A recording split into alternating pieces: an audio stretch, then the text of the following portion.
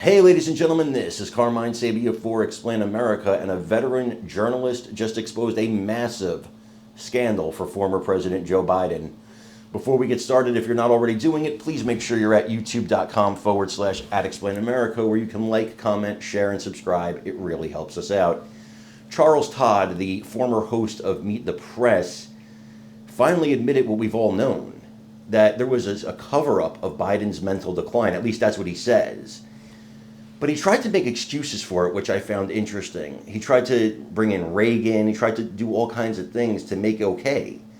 And I think these guys, they covered up a lot of things, these journalists, and now they want to absolve themselves by telling the truth now, as if it somehow makes okay what they did before, that it somehow washes away the fact that they hid the truth from the American people.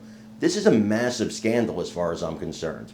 And I think people who knowingly did this, especially people who worked in the administration who knowingly did this, people need to go to prison for this.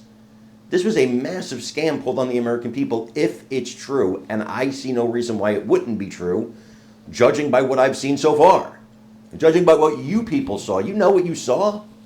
You know, they tried to gaslight us and tell us we weren't seeing what we were seeing, but we know what we were seeing. We were seeing a man that looked like he was in decline. Let's put it that way. I have to be careful of the words I use.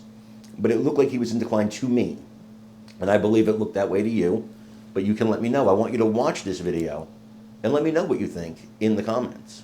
I sit here and I'll defend a little bit of this in that I would argue the reason people were able to come to their own conclusion on Joe Biden is because of the media coverage. You know, look, we were subtle. He's using the back staircase. He's not using the front staircase. Hey, he's not doing any interviews.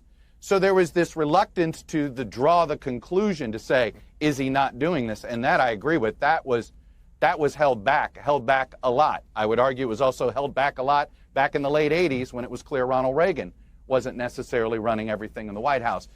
Whether you want to call it decorum, whatever you want to call it, look, there were plenty of members of the media. I remember David Ignatius in the Washington Post, plenty of individual people questioning whether he should run. I certainly questioned whether he should run.